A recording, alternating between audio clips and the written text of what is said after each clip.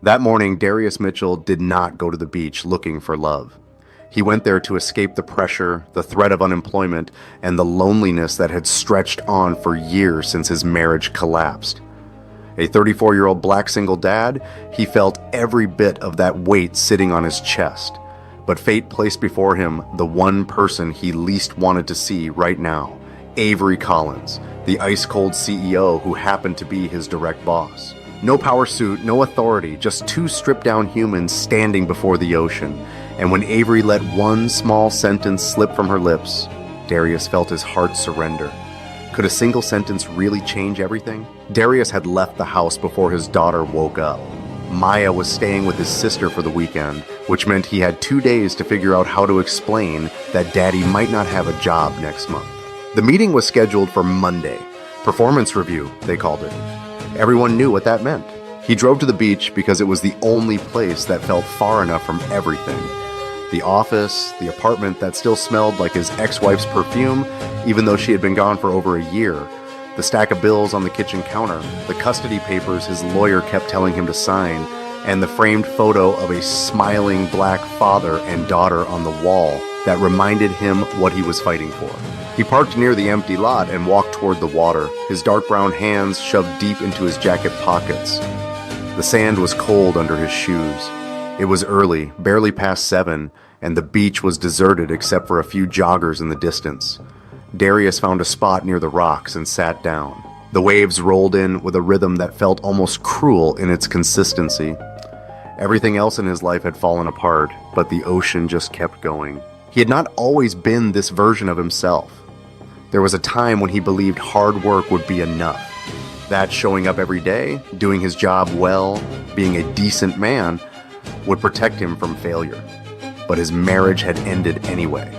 His boss had stopped returning his emails, and now he sat on a beach at dawn, 34 years old, and wondering when exactly he had become so tired.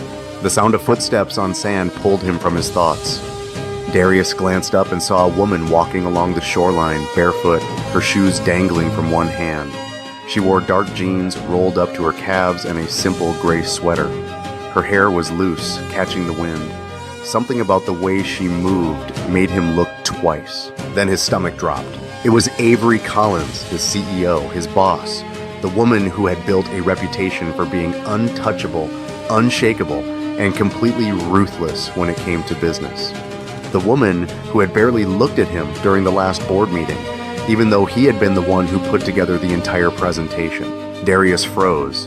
He considered getting up and leaving before she noticed him, but it was too late. Avery had stopped walking. She was looking at him for a long moment. Neither of them moved. The distance between them was maybe 20 feet, close enough that he could see the expression on her face. It was not the cold, controlled mask she wore at the office. It was something else. Something that looked almost like exhaustion. Avery walked towards him slowly, her bare feet leaving prints in the wet sand. She stopped a few feet away and looked out at the ocean instead of at him. Darius did not know what to say. This was not supposed to happen. They were not supposed to exist in the same world outside of conference rooms and quarterly reports. "I didn't expect to see anyone here," Avery said finally. Her voice was quieter than it ever was at work, softer. Darius cleared his throat. "Same." She nodded, still not looking at him. For a moment it seemed like she might just walk away, but then she sat down on the sand a few feet from him, setting her shoes beside her.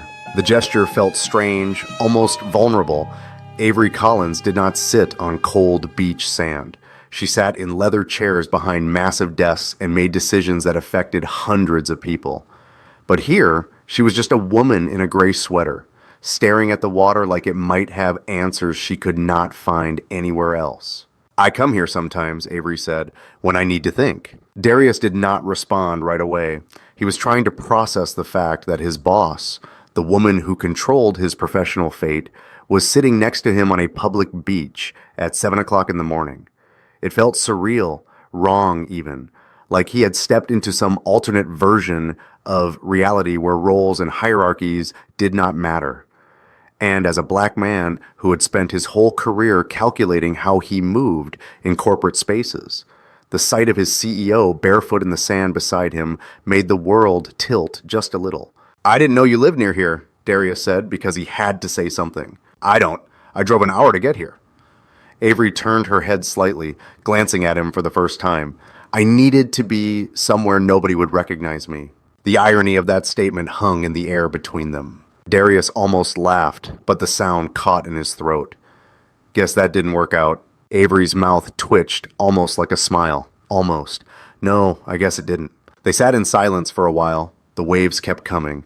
The wind picked up, cold enough that Darius pulled his jacket tighter around himself. He wondered if he should leave, if staying here was crossing some invisible line. But Avery did not seem to care. She just kept looking at the ocean, her expression unreadable. Can I ask you something? Avery said suddenly. Darius felt his chest tighten. This was it. She was going to bring up work. The missed deadlines, the mistakes he had made, the reason he was probably getting fired on Monday. Sure, he said, even though he did not want to hear it. Avery was quiet for a moment, like she was choosing her words carefully. When she finally spoke, her voice was different, softer, almost hesitant. You look exhausted, she said, like really exhausted, the kind that doesn't go away with sleep. She turned to face him fully now, and Darius saw something in her eyes he had never seen before. Concern, real unfiltered concern. Has anyone actually asked if you're okay? The question hit him like a physical blow. Darius opened his mouth to respond, but no words came out. His throat felt tight, his eyes stung. He looked away quickly back at the water because he could not let her see how much that sentence had just broken something inside him. No one had asked him that. Not his ex-wife, who had walked out without a second thought. Not his sister, who loved him but was too busy managing her own life. Not his coworkers, who saw him as competition or dead weight, depending on the day. Not even his lawyer, who only cared about getting signatures on documents. No one had asked if he was okay, and the fact that it was Avery Collins, of all people, who finally said those words out loud made it hurt even more. I'm fine, Darius said, but his voice cracked on the last word. Avery did not push. She did not ask follow-up questions or offer empty reassurances. She just nodded slowly, like she understood exactly what "I'm fine" really meant. Like she had said the same thing to herself 1,000 times. I'm not, Avery said quietly. In case you were wondering, I'm not okay either. Darius looked at her, surprised. Avery Collins did not admit weakness. She did not confess vulnerability to employees. She certainly did not sit on beaches and talk about her feelings with people who worked under her. But here she was. And for the first time since Darius had started working for her, he saw her as something other than a title. She was just a person. A tired, lonely person who had driven an hour to escape her own life, just like he had. Why are you telling me this? Darius asked. Avery looked down at her hands, picking at a loose thread on her sweater. I don't know. Maybe because you're the first person I've talked to in weeks who isn't trying to get something from me. She glanced up at him. Or maybe because we're both sitting on a freezing beach at 7 o'clock in the morning, which probably means we're in the same kind of mess. Darius felt something shift in his chest. It was not attraction, not yet. It was something quieter, recognition, the feeling of being seen by someone who understood what it was like to carry weight no one else could see. He had two choices. He could stand up, make an excuse, and walk away, keep the distance, protect himself from whatever this was. Or he could stay. He could let this moment exist, even though it felt dangerous and confusing and completely outside the bounds of what was supposed to happen between a boss and an employee. Darius stayed. I think I'm about to lose my job, he said. The words came out before he could stop them. There's a meeting on Monday, performance review. I know what that means. Avery did not react the way he expected. She did not look shocked or uncomfortable. She just nodded like she had already known. I know about the meeting, she said. I'm the one who called it. Darius felt his stomach drop again. Of course she knew. She was his boss. She was probably the one who had decided to let him go. But that's not why I'm here, Avery added quickly. I didn't come here to talk about work.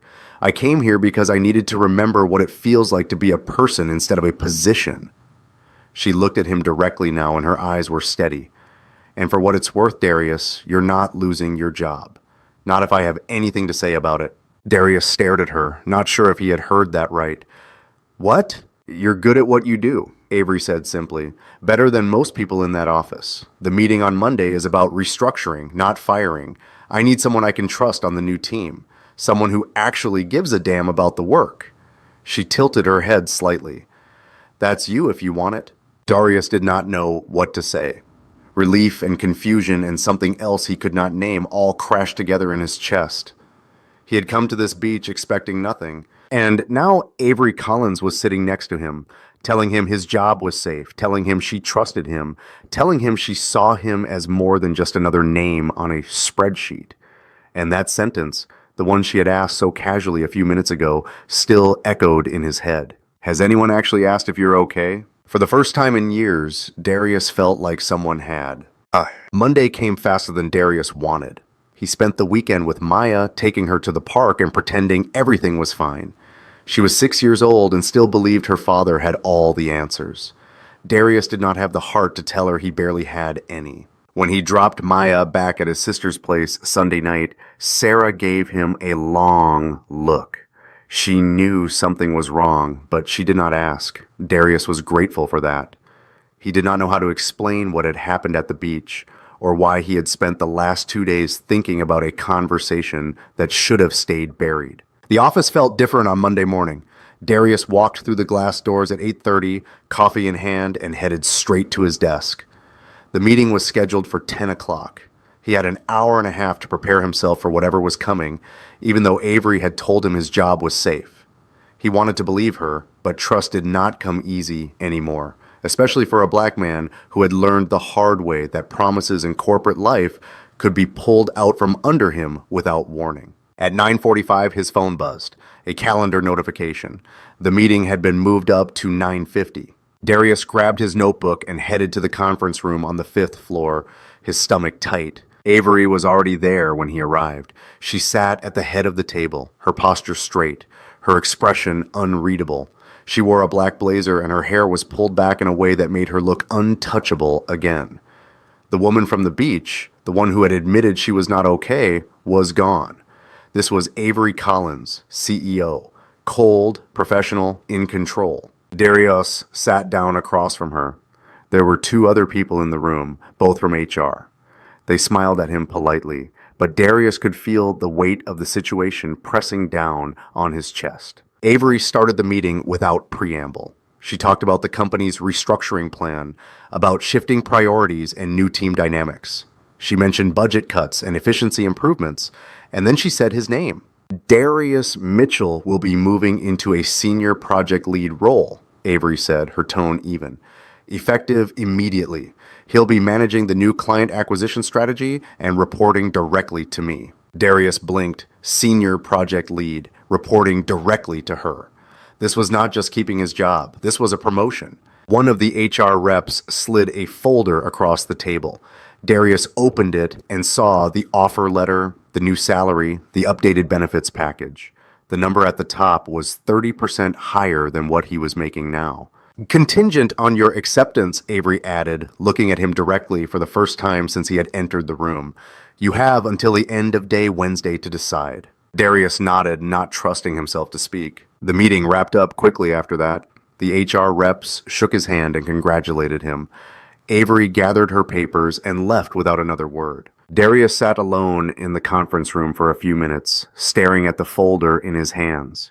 He should have felt relieved, grateful, but all he felt was confusion. Avery had just handed him everything he needed to stabilize his life. A secure job, a raise that would let him stop worrying about Maya's school tuition, a role that would give him credibility again. But she had not looked at him the way she had on the beach.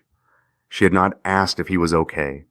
She had been professional, distant, exactly what a CEO should be. And Darius realized that the version of Avery he had met on Saturday morning might have been a fluke. A moment of weakness, she regretted. He left the conference room and went back to his desk. He tried to focus on work, but his mind kept drifting. By lunchtime, he gave up and went for a walk. He needed air. He needed to think. Darius ended up at a coffee shop 2 blocks from the office. He ordered something he did not really want and sat by the window watching people pass by. He thought about Maya, about the promotion, about the fact that he had a chance to rebuild his life into something stable. And then he thought about Avery's question. "Has anyone actually asked if you're okay?" The truth was he was not okay. He had not been okay for a long time. And for a brief moment on that beach, He had felt like maybe, just maybe, someone understood that. But now, sitting in this coffee shop with a job offer in his bag and no idea what to do with it, Darius felt more alone than ever. His phone buzzed, a text from an unknown number. "We need to talk after work. Same place as Saturday, please." Darius stared at the screen. There was no name, but he knew who it was. Avery did not sign her texts. She did not need to. He typed back a single word. "Okay." The rest of the day dragged. Darius went through the motions, answering emails, attending meetings, pretending he was focused. But all he could think about was that text. Same place as Saturday, the beach. She wanted to meet him at the beach. By the time 5 o'clock came, Darius was already in his car. He drove the same route he had taken on Saturday, the highway stretching out in front of him, the ocean waiting at the end. He did not know what Avery wanted to say. Part of him hoped she would explain. Part of him hoped she would not. When he arrived, the beach was quieter than it had been on Saturday morning. The sun was setting, casting long shadows across the sand. Darius parked and walked toward the water. He saw Avery standing near the rocks, her back to him, her arms wrapped around herself like she was trying to hold something together. Darius stopped a few feet away. He did not say anything. He just waited. Avery turned around slowly. She looked tired. Not the polished, controlled version from the meeting. The real one. The one who had driven an hour to escape her own life. "I owe you an explanation," Avery said. Darius shook his head. "You don't owe me anything. You gave me a promotion. That's more than I expected." "That's not what I'm talking about." Avery's voice was quiet, almost fragile. "I'm talking about this morning. The way I acted in that meeting, like nothing happened between us." "Nothing did happen," Darius said, even though he did not believe it. Avery looked at him for a long moment, and then she laughed. It was a bitter sound, hollow. "You really think that?" Darius did not answer. He could not. "I've spent the last 2 days trying to convince myself that Saturday was a mistake," Avery said. "That I let my guard down and said things I shouldn't have said. That the smart thing to do was to keep this professional. To give you the promotion you deserve and pretend we never had that conversation." "So why didn't you?" Darius asked. "Because I can't stop thinking about it." Avery's voice cracked slightly. "I can't stop thinking about the fact that for the first time in years, I felt like someone saw me. Not the CEO, not the woman who has her life together, just me. And I'm terrified of what that means." Darius felt something break open in his chest. He wanted to tell her he felt the same way, that her question on the beach had undone something inside him he did not know how to put back together, but he was afraid. Afraid of being wrong. Afraid of not being enough. "This can't work," Darius said finally. "You're my boss. I work for you. There are rules." "I know." Avery looked down at her hands. "That's why I'm telling you this now, before anything happens. Before we cross a line we can't come back from." She looked up at him and her eyes were raw. "I need you to know that the promotion is real. It's not about this. It's not about us. You earned it. You're good at what you do, Darius. Better than most people I've worked with. And I need someone I can trust on this team." But Darius could hear the unspoken word hanging between them. "But I also need you to know that what I said on Saturday was real, too." Avery's voice was steady now, deliberate. "I wasn't just venting to a random stranger. I was talking to you because something about you made me feel safe enough to be honest. And I don't know what to do with that." Darius did not know what to say. He stood there, the wind pulling at his jacket, the ocean crashing behind him, and felt the weight of every choice pressing down on him. He could walk away. He could take the promotion, keep his head down, and pretend this conversation never happened. It would be safer that way, simpler, but there was another option, one that terrified him more than anything. "What if we kept it separate?" Darius heard himself say. "Work is work. This is this." Avery looked at him sharply. "You think that's possible?" "I don't know," Darius admitted. "But I think we both deserve a chance to find out." Avery was quiet for a long time. The sun was almost gone now, the sky turning purple and orange. Darius could see the conflict playing out on her face, the fear and the hope tangled together. "I can't promise this will be easy," Avery said finally. "I can't promise I won't mess it up. I've already failed at this once." "So have I," Darius said. Avery looked at him, really looked at him, and something in her expression softened. "My ex-husband left because he couldn't handle being married to someone more successful than him. He needed me to be smaller, quieter, I spent 2 years trying to make myself less so he would stay. And when he finally left anyway, I swore I would never let anyone make me feel like that again. Darius felt the weight of that confession settle between them.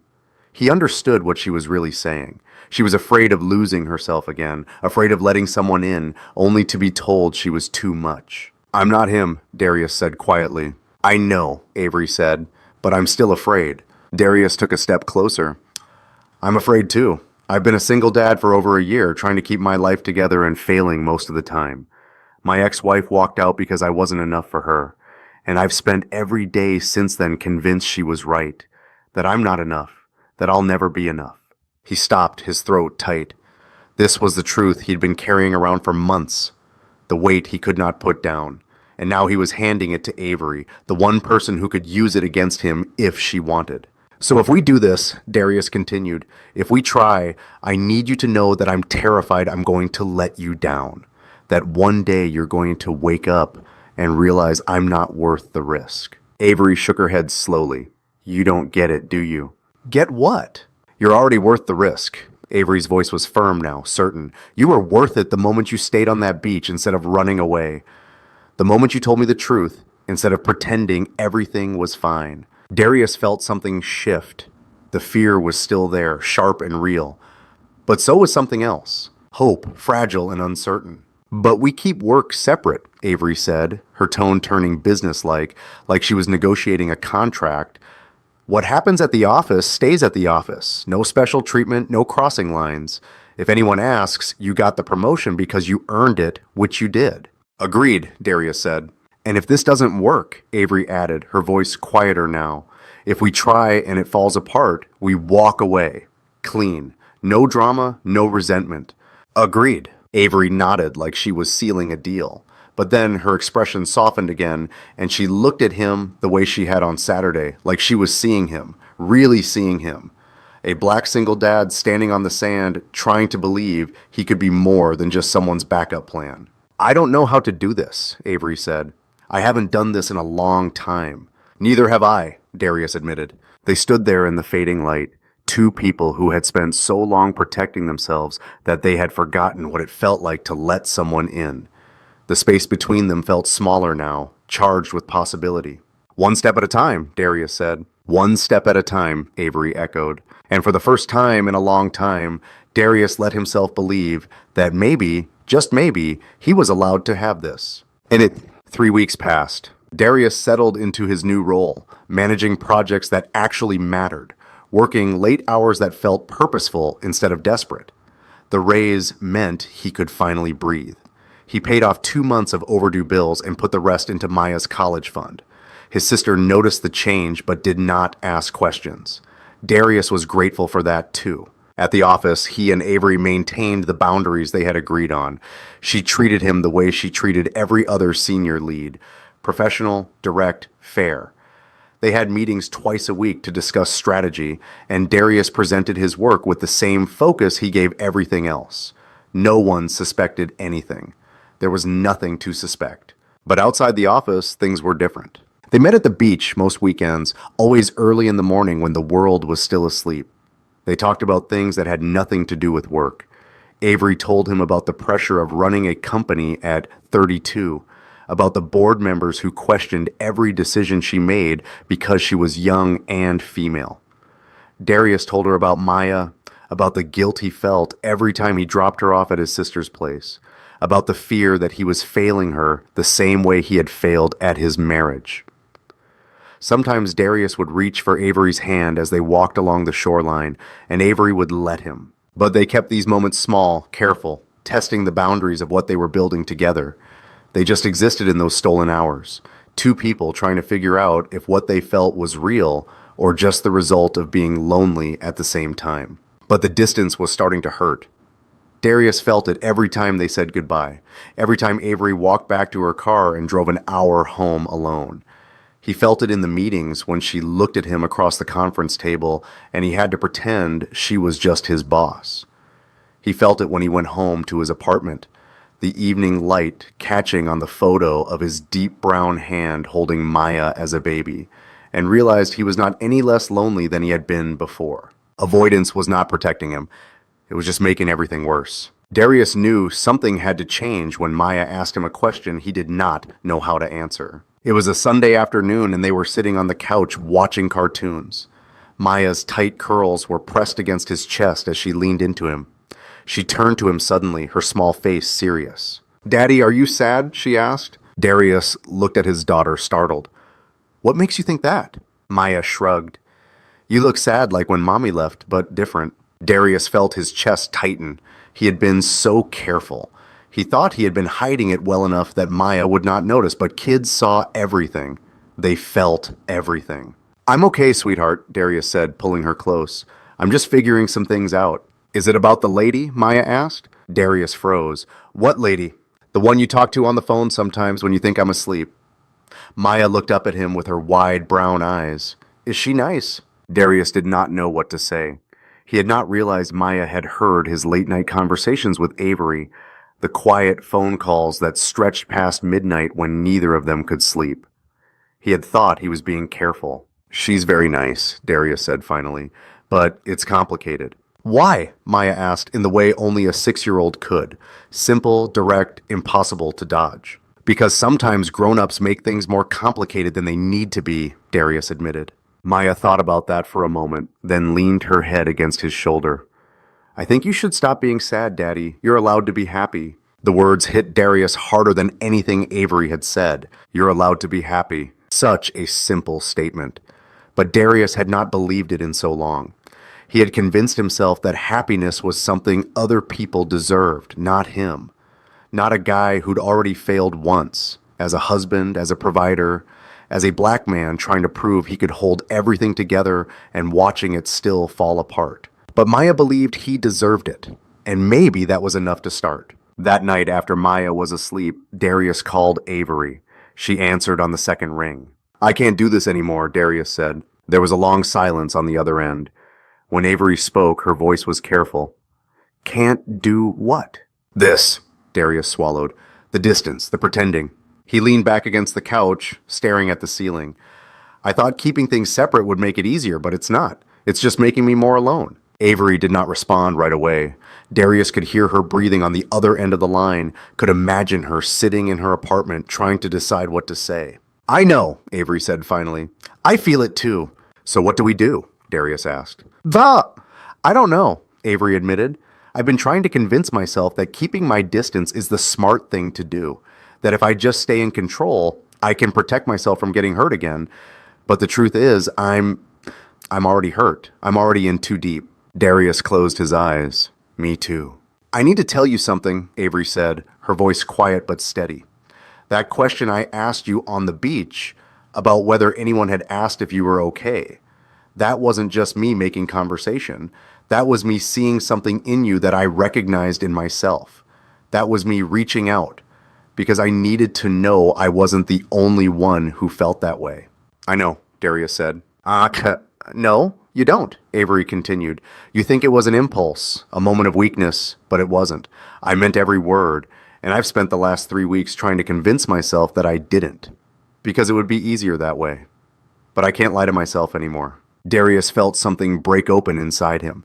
Relief, fear, hope, all of it crashing together. "I don't know how to do this," Darius said. "I don't know how to believe that I'm good enough for someone like you." "Someone like me?" Avery's voice was sharp now, almost angry. "Darius, I'm not some perfect person. I'm just someone who's been pretending to have it all together for so long that I forgot what it feels like to be real. You make me feel real. You make me feel like I don't have to be the CEO every second of the day, and that scares me more than anything." Darius opened his eyes. "Then maybe we're both scared for the same reason." "Maybe," Avery agreed, "but I'm tired of being scared. I'm tired of letting fear make decisions for me." "So, what do we do?" Darius asked again. "We try," Avery said simply. "We stop pretending this isn't happening. We stop hiding. We figure it out as we go." "What about work?" Darius asked. "Well, work stays work," Avery said. "We already agreed on that, but everything else, we stop holding back." Darius felt his heart pounding in his chest. This was the moment, the choice. He could say no, he could protect himself, or he could take the risk. "Okay," Darius said. "Okay?" Avery sounded surprised, like she had expected him to argue. "Yeah, okay, let's try." There was a long silence, and then Avery laughed. It was a real laugh, not the bitter, hollow sound from before. It was the sound of relief. "I'll see you Saturday," Avery said. "Same place." "Same place," Darius agreed. When he hung up, Darius sat in the quiet of his apartment and let himself believe for the first time in years that maybe he was allowed to have this, that maybe he was enough. Not because of his job or his title or anything he had accomplished, but because someone saw him, truly saw him, and chose to stay anyway.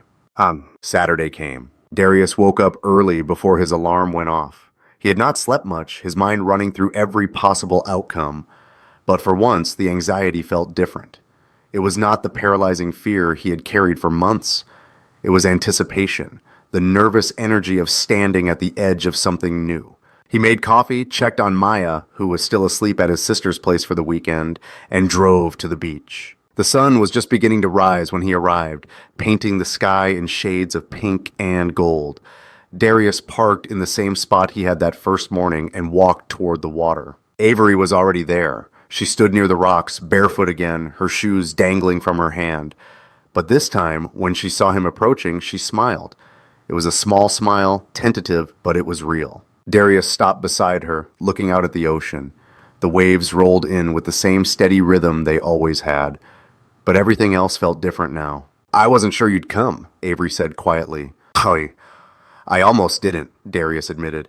"I kept thinking about all the ways this could go wrong, all the reasons I should just stay home and keep things safe." "What changed your mind?" Avery asked. Darius turned to look at her. "My daughter told me I'm allowed to be happy, and I realize she's right.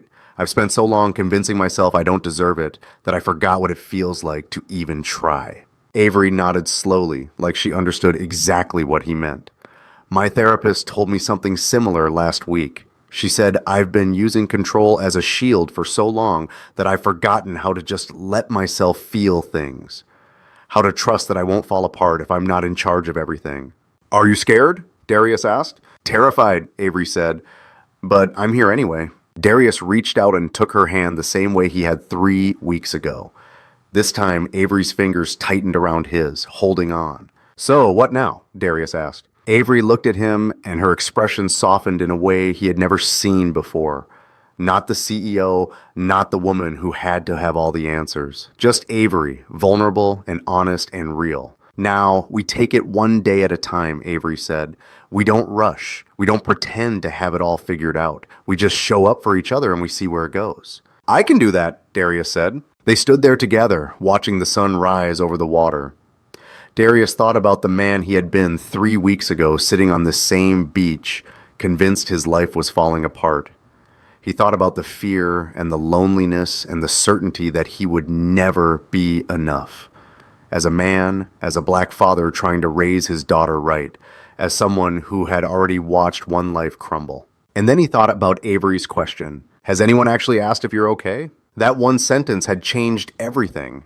Not because it fixed him, not because it made the fear disappear, but because it reminded him that being seen, truly seen by another person, was worth the risk of getting hurt. "Thank you," Darius said suddenly. Avery looked at him, surprised.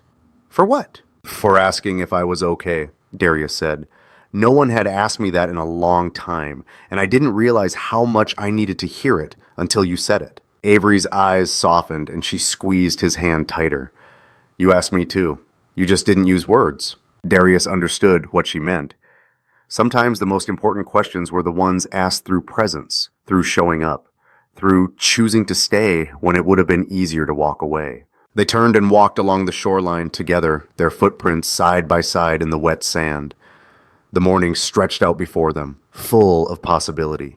There would be hard conversations ahead, boundaries to navigate, fears to face.